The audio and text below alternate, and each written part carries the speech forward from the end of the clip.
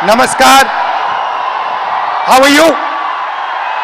Thank you for this wonderful welcome. Thank you for this love and affection. ये शहर मेरी family का घर यहाँ होता था, तो यहाँ आकर मुझे बहुत खुशी होती है।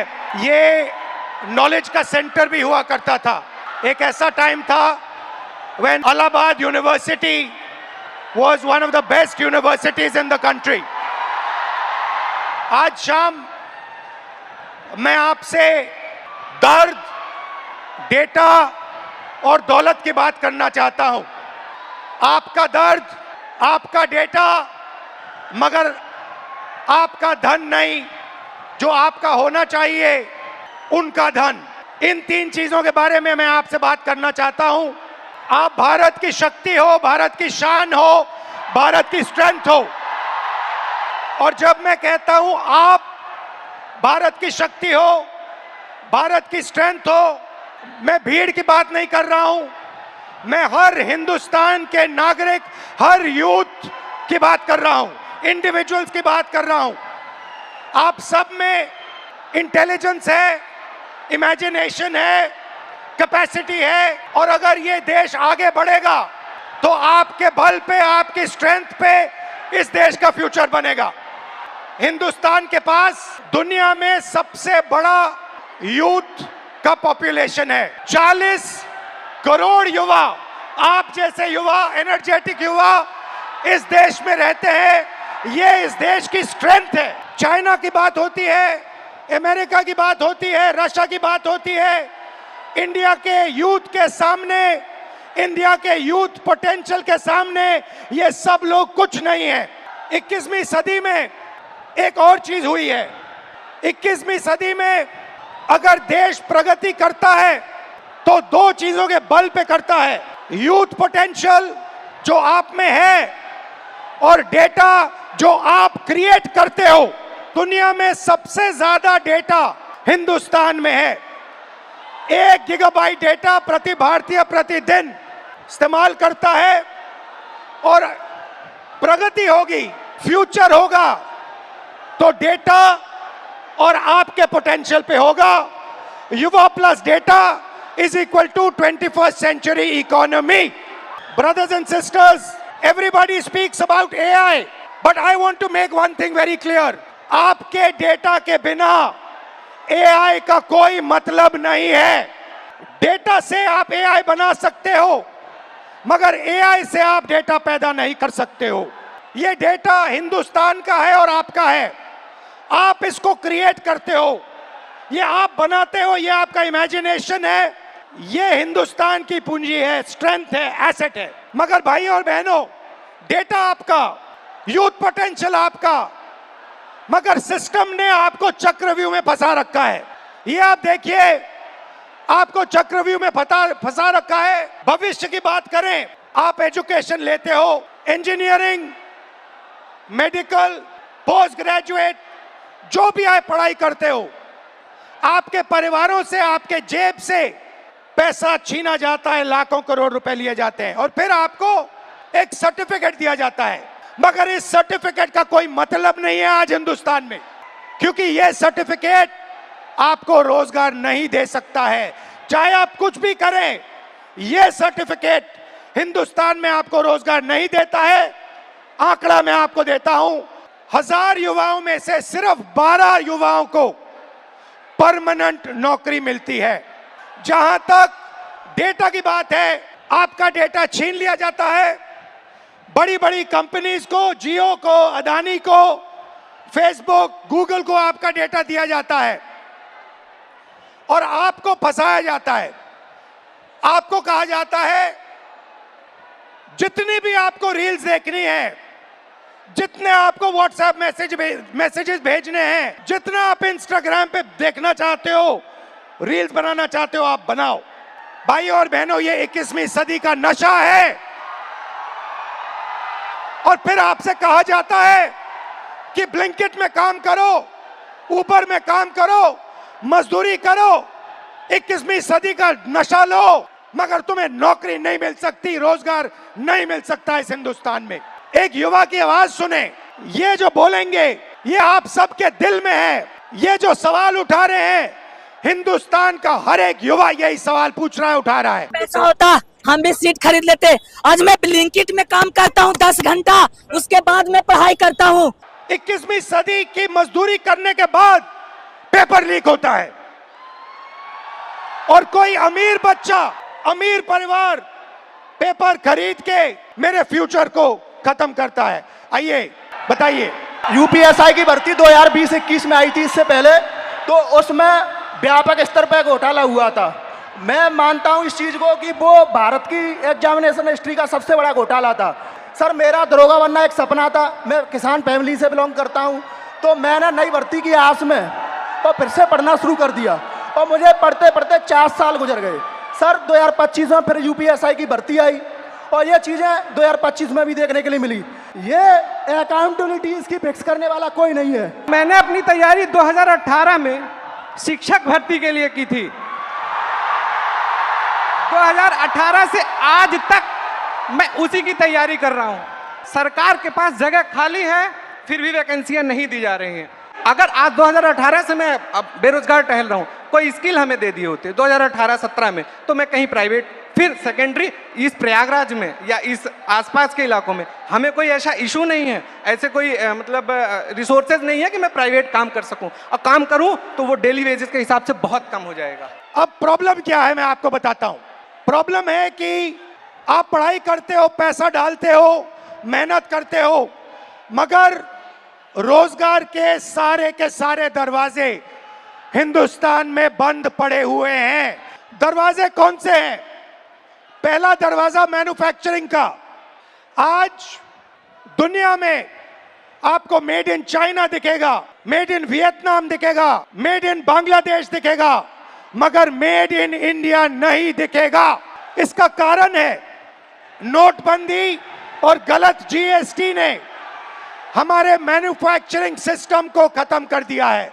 जो छोटे व्यापारी रोजगार दिलवाते थे, जो पहले हिंदुस्तान में होता था, leather industry, textile industry, automobile industry, अलग अलग इंडस्ट्रीज में मैन्युफैक्चरिंग जो होती थी, वो सारा का सारा खत्म हो गया है। पहला दरवाजा बंद। दूसरा दरवाजा एंटरप्रेन्योरशिप का, जिसको स्टार्टअप इंडिया कहा गया। स्टार्टअप इंडिया में सबसे जरूरी चीज, आप जैसे स्टूडेंट्स को बैंक लोन, छोटे बिजनेसेस को बैंक लोन, फाइनेंशियल सपोर्ट। भाई और बहनों, हिंदुस्तान के बैंक्स आप जैसे स्टूडेंट्स को 1 रुपया कभी नहीं देंगे। अंबानी अदानी को लाखों करोड़ रुपए देंगे, मगर आपको 1 रुपया नहीं देंगे। तीसरा दरवाजा, जिसको हम कहते हैं सरकारी नौकरी का, जिसमें आप पेपर लीक का सामना करते हो, उस दरवाजे में भाइयों और बहनों, अगर 150 युवा एग्जाम लेते हैं, सरकारी नौकरी ढूंढते हैं, 1 युवा उसमें से निकलता है।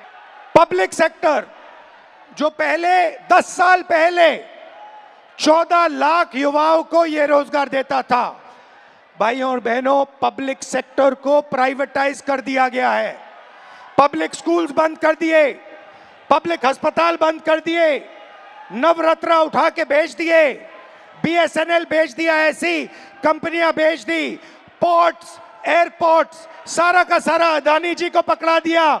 इसीलिए पब्लिक सेक्टर बंद है। और आखिरी होप जो आपका था, corporate jobs, IT, back office, transcription software, जिसमें पहले हिंदुस्तान के युवाओं को रोजगार मिलता था, वो दरवाजा भी भाइयों और बहनों आपके डेटा का प्रयोग करके एआई से यह भी दरवाजा बंद किया जा रहा है। तो सच्चाई है कि 5 दरवाजे आपके लिए बंद हैं और इसीलिए आपको भयंकर दर्द हो रहा है। भाइयों और बहनों, मैं सिस्टम की बात कर रहा हूं। यह सिस्टम क्या है और यह सिस्टम को कौन चलाता है? डेटा आपका, दर्द आपका, दौलत इनकी। दर्द आपका, डेटा आपका, दौलत इनकी। यह सिस्टम है। अंबेडकर जी ने कहा था सोशल, पॉलिटिकल, इकोनॉमिक। ये देखिए, ये है इकोनॉमिक, पैसा, अदानी। इनकी आमदनी 10 साल में 30 गुना बढ़ी है। ये पहले ग्लोबल रिच लिस्ट में 600 नंबर पे हुआ करते थे, 10 साल के अंदर ये दूसरे नंबर पे पहुंच गए। ये पूरे सिस्टम को फाइनेंशियल सपोर्ट देते हैं। बीच में मोदी जी, अमित शाह जी,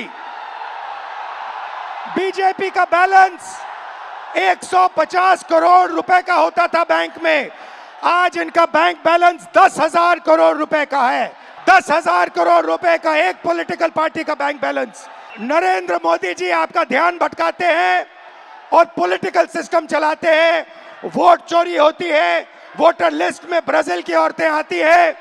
और तीसरा, आपके सोच पर कंट्रोल, जो इलाहाबाद यूनिवर्सिटी में किया गया है, आरएसएस के वाइस चांसलर्स बैठा के हर संस्था में प्रचारक, ब्यूरोक्रेसी में प्रचारक, फोर्सेस में प्रचारक, मीडिया में प्रचारक, जुडिशरी में प्रचारक, पैरामिलिट्री में प्रचारक, यूनिवर्सिटी कॉलेजेस में प्रचारक। सोच को कंट्रोल करने का तरीका यह है सिस्टम। भाई और बहनों, मोहन भागवत, नरेंद्र मोदी जी, अमित शाह जी और अदानी जी, इस सिस्टम ने रोजगार खत्म किया, इस सिस्टम ने यूनिवर्सिटीज को कैप्चर किया, इस सिस्टम ने आप पर आक्रमण किया है। मगर इस अंधेरे में आप लोगों ने लाइट चला दी। ये देखिए, इस अंधेरे में आपने वो करा जो आपके माता पिता नहीं कर पाए, वो अपने डर का सामना नहीं कर पाए, मगर हिंदुस्तान के स्टूडेंट्स, हिंदुस्तान के युवाओं ने अपने डर का सामना किया और देश को बदल दिया। आपने अपनी आवाज रखी, नफरत के साथ नहीं, मोहब्बत के साथ आपने अपनी आवाज रखी। अंधेरे में आप लोगों ने टॉर्च दिखा दी और आपने प्यार से किया, मोहब्बत से किया, नफरत से नहीं किया, क्रोध से नहीं किया, हिंसा से नहीं किया। आपने क्या सहा, आपने क्या किया, थोड़ा बताइए, एक एक करके बताइए। मैं स्वतंत्रता सेनानी परिवार से आता हूं और ये लड़ाई के लिए कल भी मुझे लड़ने पड़ी, तो मैं देश के लिए अपनी जान न्यौछावर कर दूंगा, लेकिन छात्रों के हक के लिए हमेशा लड़ते रहूंगा। बीएड हमारी मम्मी करवाई थी जमीन बेचकर, 4 साल से वैकेंसी अभी तक नहीं आई है सर। जब हम लोग आंदोलन करते हैं तो डिटेन कर लिया जाता है। किसान का बेटा हूं सर, ये महीना का 10 से 15 हजार रुपये खर्चा होता है सर, कहाँ से मम्मी देगी? अब मम्मी टेंशन में चली जाती है। मेरे पास 2 ऑप्शन है सर, या चाय का दुकान खोलूंगा या सुसाइड करूंगा सर, उसके अलावा कोई ऑप्शन नहीं है सर मेरे पास। सुसाइड आपका ऑप्शन नहीं हो सकता ब्रदर। सर, कल को अगर आप गवर्नमेंट रूलिंग पार्टी बने तो हमें ये एक्सपेक्ट है कि जैसे आप आज स्टूडेंट के साथ खड़े हैं वैसे कल भी खड़े रहे। बिल्कुल बिल्कुल सर, आपसे यही उम्मीद है। थैंक यू, शाबाश। नियुक्तियां जो होती हैं सर वो ट्रांसपेरेंट नहीं है। आप सवाल करोगे आपकी डिग्री रोक दी जाएंगी। अभी हमारे साथियों पे सर मुकदमे कर दिए गए, अभी हम दोनों यहाँ पे हैं, हो सकता है कल पे हम दोनों पे मुकदमा होगा। बिल्कुल सर, ये वहाँ का नियम है सर। सर हम कह देना चाहते हैं, बिल्कुल सर हम कह देना चाहते हैं सर, हम गांधी के अनुयायी थे, गांधी के अनुयायी है, गांधी के अनुयायी रहेंगे, और उन संघी या कोई भी हो सर हम डरने वाले नहीं है। आइडियोलॉजी से समझौता सर जीवन में कभी नहीं होगा। ये थी बिहार और उत्तर प्रदेश और इलाहाबाद यूनिवर्सिटी की आवाज। नफरत नहीं करनी है, सिस्टम बदलना है, प्यार से, मोहब्बत से, नफरत से नहीं।